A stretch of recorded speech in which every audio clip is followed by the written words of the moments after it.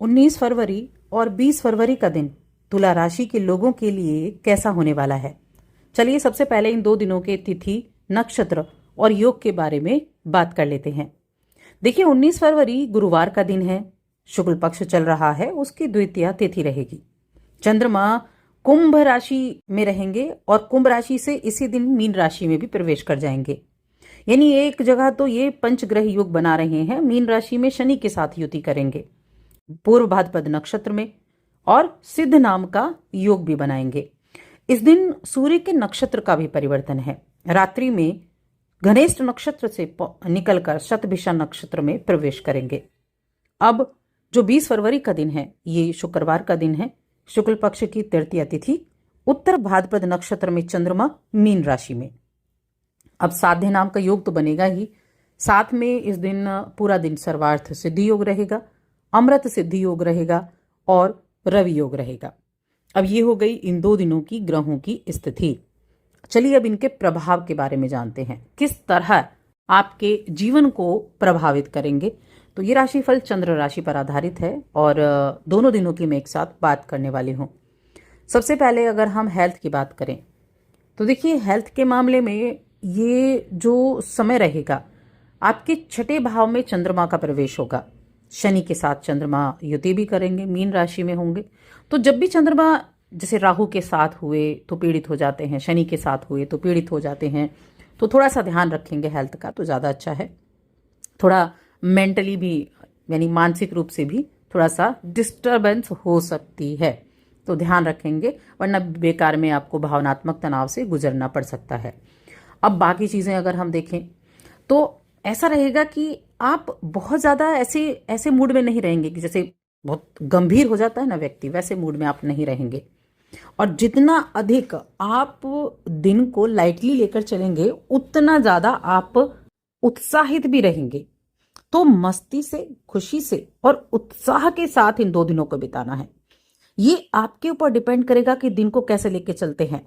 क्योंकि देखिए है, कई बार हो गया आपको टेंशन हो गई किसी चीज़ की, लेकिन उस टेंशन से बाहर निकलने का रास्ता भी आपको ही पता है। अपने मित्रों का, अपने परिवार के लोगों का साथ आपको मिलेगा। दोनों के साथ अगर आप थोड़ा थोड़ा वक्त बिताएंगे तो ये समय आपके लिए अच्छा बन जाएगा। वैसे इन 2 दिनों में दोस्तों के साथ समय बिताने के लिए बहुत ही अच्छा बना हुआ है। किसी पार्टी वगैरह में आप जा सकते हैं, अपने साथी के साथ मिलकर कुछ कुछ नई जगहों को आप तलाश सकते हैं, और कुछ ऐसे कामों को करने के लिए भी आपको पूरे मौके मिलेंगे जिन कामों को लंबे समय से आप करना चाहते थे। छोटी छोटी चीज़ें ही सही, लेकिन ये छोटी चीज़ें आपको खुशी देकर जाएंगी। ये दोनों दिन धन संपत्ति के मामले में काफ़ी खास हैं, विशेष हैं। बिजनेस करने वाले जातकों के लिए भी बहुत ही विशेष होने वाले हैं। आप किसी को कहीं से आपको अपना पैसा उठाना था तो वो पैसा आपको वापस मिल जाएगा, और कुछ लोगों को दिए पुराने कर्ज आपको वापस मिल सकते हैं। कुछ नई योजनाओं में पैसा लगाने के बारे में सोच सकते हैं। आपकी जो एनर्जी है, आपका जो ज़बरदस्त उत्साह है, वो आपको पॉजिटिव रिजल्ट भी दिलाएगा। और साथ में जो किसी भी तरह का अगर तनाव भी था ना, कुछ मान लीजिए फैमिली रिलेटेड कोई प्रॉब्लम थी जो आपको तनाव दे रहा था, तो उसको भी आप दूर कर पाएंगे, मददगार साबित होगा। देखिए दूसरे व्यक्ति क्या सोचते हैं, ये आपको इस पर ज़्यादा विचार नहीं करना है। आप क्या सोचते हैं और क्या करते हैं, इस पर आपको ज़्यादा विचार करना है। क्योंकि आपकी सोच और आपका जो सोचने का तरीका है, ये आपके ऊपर रिएक्ट करेगा, आपके माइंड पर, आपके काम पर रिएक्ट करेगा। तो दूसरों के बारे में ना सोचकर अपने बारे में आपको सोचना है। आप अपनी विशेषज्ञता का इस्तेमाल अपने कार्यक्षेत्र में कर सकते हैं, कुछ चीज़ों को ठीक करने के लिए कर सकते हैं। घर से बाहर निकलें, खुली हवाओं में टहलें, अपनों के साथ वक्त बिताएं। मन शांत होगा और उसका फायदा आपको पूरे दिन देखने को भी मिलेगा। मेहनती आप हैं, तुला राशि के जातक बड़े मेहनती भी होते हैं, और देखिए मेहनत का फल आपको आज नहीं तो कल मिलता जरूर है, क्योंकि शुक्र की राशि है, लग्जीरियस राशि है। आप में से कुछ लोगों को अच्छे रिजल्ट मिलेंगे। फिलहाल जो भी कार्य आप कर रहे हैं, आप नौकरी करते हैं, बिजनेस करते हैं, कोई भी काम है आपका, कार्यक्षेत्र कोई भी है आपका, तो बहुत ज़्यादा पैसों के बारे में विचार नहीं करना है, बहुत ज़्यादा नहीं सोचना है। सबको पता है, कोई नौकरी करता है तो पैसे के लिए, बिजनेस करता है तो पैसे के लिए, कोई भी काम कर रहा है तो पैसे के लिए है। लेकिन ऐसा ना हो कि आप सिर्फ सोचते रहें, उसी के बारे में सोचते जा रहे हैं, विचारते जा रहे हैं, तो अपना फोकस नहीं बना पाएंगे, और इतना अधिक सोचेंगे तो काम भी नहीं कर पाएंगे। फिर चीज़ें छोटी लगेंगी, जो रिजल्ट मिलेगा वो भी कम मिल लगेगा। तो इसीलिए आप पैसों के बारे में ना सोचकर अपने काम पर ध्यान दें, क्योंकि भविष्य में आपको और बहुत तरह के लाभ मिलने वाले हैं। अपने अनुभव से सीखना और काम को अलग अलग तरीके से करना आपके आने वाले समय में आपको सफलता दिलाएगा, काम करने के तरीके में बदलाव दिलाएगा।